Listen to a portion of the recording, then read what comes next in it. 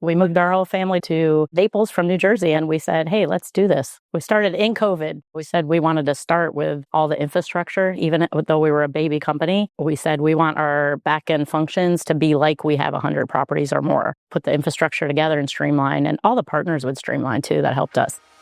Welcome to the Vacation Rental Show. This is your essential playbook to grow and scale your vacation rental business with advice and insights from the best in the biz. I'm your host, Lynell Gordon. Welcome to the Vacation Rental Show. I'm Lynell Gordon. I have a dynamic duo with me today. They are Taylor and Danielle, and they have a company that they have built from scratch in Naples, and it's called Nomadic Vacays, not to be confused with anything else. Welcome so much. Thank you so much for being willing to chat with people. Of course. Absolutely. You've done something extraordinary. I mean, seriously, building from just a few vacation rentals all the way up to, 50 is huge. And I know that the infrastructure there has got to be crazy. How long has that been since you started? You just started in 2020, right? Yeah, we started in COVID. We moved our whole family to Jersey and said, because this is my brother. And so we moved all the way to Naples from New Jersey, and we brought the family and we said, hey, let's do this.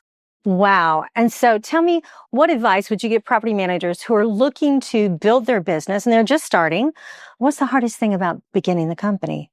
I would say finding the right vendors, definitely, because it's tough. That took years to kind of sort through that. A lot of people put on a good face in the beginning and then kind of fall off. So finding the right vendors that are consistent, taking care of them too, treating them just as well as you want them to treat you. And then software is number one for sure. And we're glad we did that from the beginning. Streamline originally told us we were a little too small. But we were like, no, we know what we want. We know the importance of software and automation and having everything in one central place. And thank God we did it, because that's the biggest difference is that for sure. You're the second property management company that's told me just this week that they were very glad they started out with Streamline, and now they've got over 100 properties. And they're like, I could never have grown this quickly. Yeah, we said that. We said we wanted to start with all the infrastructure, even though we were a baby company. And we said we want our back-end functions to be like we have 100 properties or more. So put the infrastructure together and streamline, and all the partners would streamline too. That helped us, because we partnered up with Thorough Accounting and then the Rental Guardians and Ring Central, and having it under one umbrella, with other partners, I think is great. And so it helped us. But yeah, I tell people, immerse yourself. Immersion, know that you're going to put your head down for a year to 18 months and immerse yourself in every aspect of the business. And I think that's what helped our success is we were just side by side, like 16 hours a day at the kitchen table, and we were building the business, and we learned it all from the ground roots. So we know how to do every facet of our business. Although we don't have to do all of that stuff anymore, we know everything ourselves, so we can help train people the right way in our teams. Where do you think the cutoff is where you start saying, I need to add technology? Or were you okay from the very beginning? You were like, here's where I'm going. Was there a place that you went, oh, we're big enough now, I have to have X, Y, Z? Yeah, we grew into it. Yeah, I think absolutely. As we got bigger, I think Streamline had all the functionality, but we didn't use it all. We still don't. And we're adding things in as we grow. Like, we're excited about the AI technology and what we're going to see at the seminars. So would we have needed that or talked about that 2 years ago? No. I love that they're innovative, and then we can just pick up what we need. Like, we're right now expanding on it. We use our core functions, and Taylor's great at all of that functionality. But now we're getting into the owner acquisition just to keep it all in one space now. Let me ask you this. What advice would you give property managers who are working with family members? Well, we've worked with other family members, and I think the good thing for him and I, we've always done business together, and it just works for us. Like, we always joke, and we're like, yeah, I don't think we've ever been in a real argument. And everyone's like, oh, because you give her way. But I'm like, I'm older, obviously. So, but no, we listen to each other. You know what I mean? And we just vocalize, no, I really am taking a stand on this. Like, him, especially with the software, me not ever even literally using a laptop till we opened our business. And now I immerse myself in it. And I love all the apps that he's brought and we use for it. And I think with us, we can be good cop, bad cop. So if it's maybe one of the family members, I'm closer and having a harder time to manage them, he might. And then vice versa, like his personal, like friends or family that work for us, I can be more strict, I guess you could say. So we were good at the handoff to each other. Yeah, absolutely. And I would say it's like you always want to give family an opportunity, but like you want them to have goals or a passion that relates to the business too. So it's not just like, I just need a job. Yeah. You know what I mean? Like you want them to be more involved in that. That's definitely important.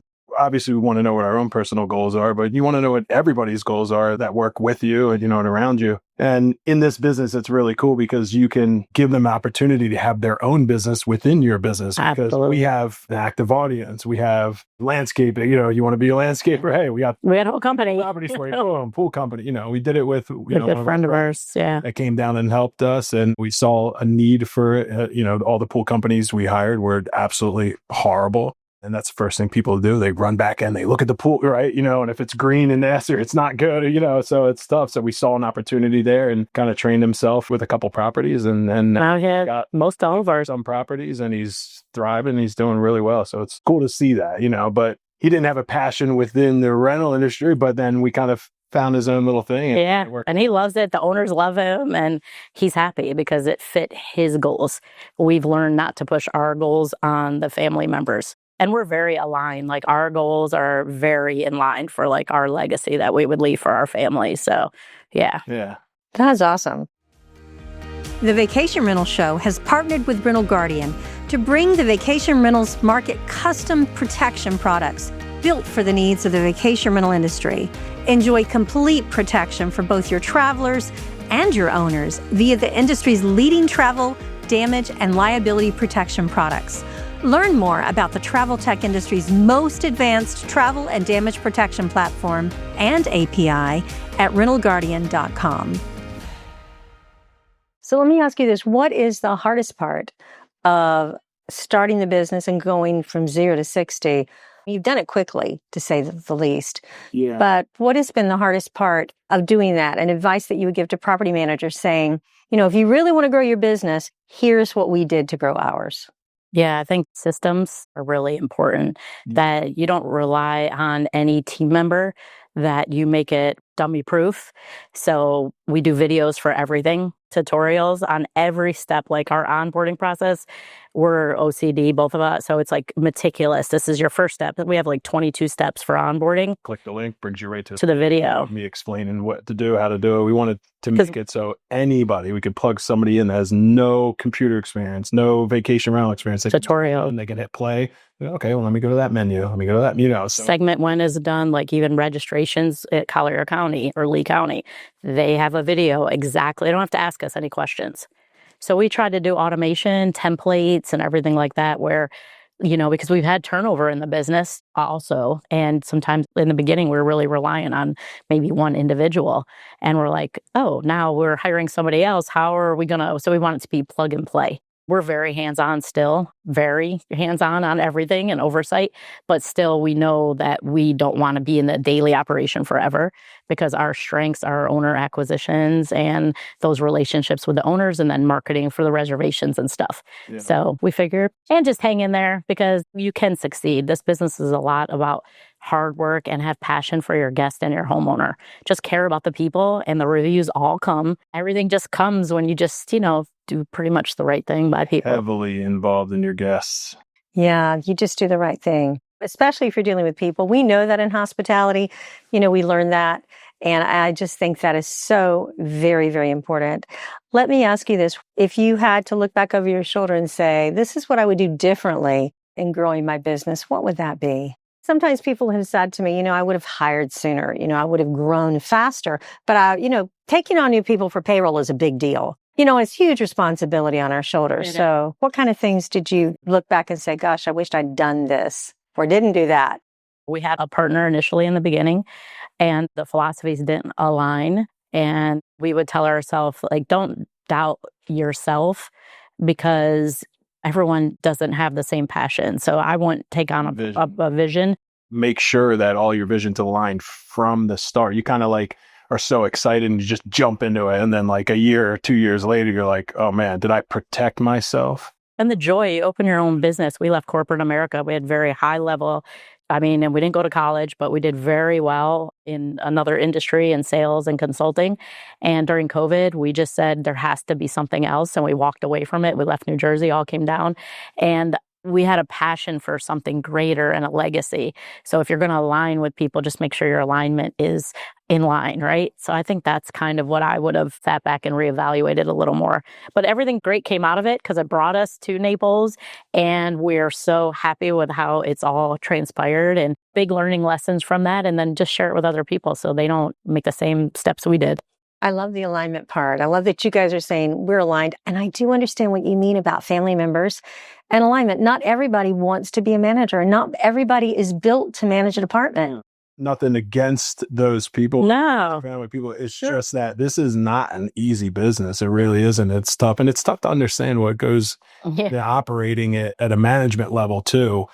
It's tough for people to understand that. And most of the time they're not. So it's like, if you're just going to force yourself to think that they're supposed to, it's just not going to happen. You're both going to be frustrated.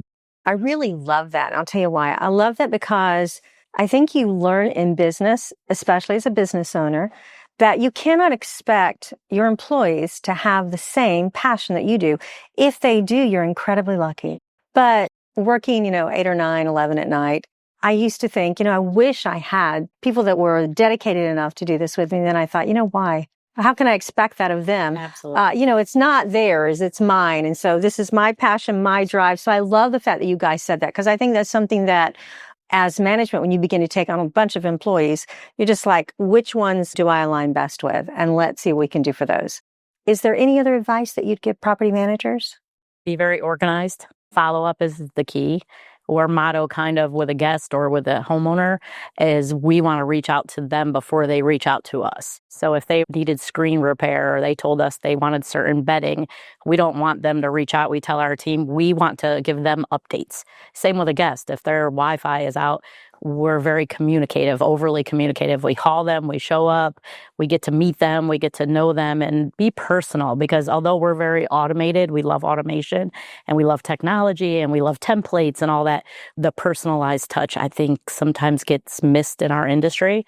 Even with messaging on Airbnb, we have a lot of templates, but show some personalization. Like if they're like, my daughter's getting married, like, oh my gosh, I have my template, but then we jump in and say other things to them. So keep the personal touch of who you are as an owner and let people see that. We don't have to be that professional stone face. Be real. And people love people that are real, like the homeowners and the guests. They're just like, thank you so much. Yeah, we were locked out at 4:00 in the morning and had to stay at a hotel, but you guys showed up.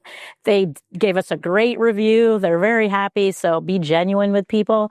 It's amazing what just an exclamation point at the end of a sentence will do to somebody, to how they interpret that sentence, right? Yeah. I mean, it's like, oh, they're excited for it, Just care about the people and be genuine. Yeah. I love that advice. That's very good advice. I really appreciate you taking the time to do this. It's a beautiful venue we have here to hang out together. We're having a lot of fun. And thanks again for volunteering to share your stories. We'll see you at the summit next year. 100%. Thank you. This episode of the Vacation Rental Show is brought to you by Rental Guardian. To find out more about how Rental Guardian can help grow your vacation rental business, visit rentalguardian.com. Make sure to search for the Vacation Rental Show in Apple Podcasts, Spotify, and YouTube, or anywhere else podcasts are found. And hit subscribe so you never miss an episode. On behalf of the team at Inhabit, thanks for listening.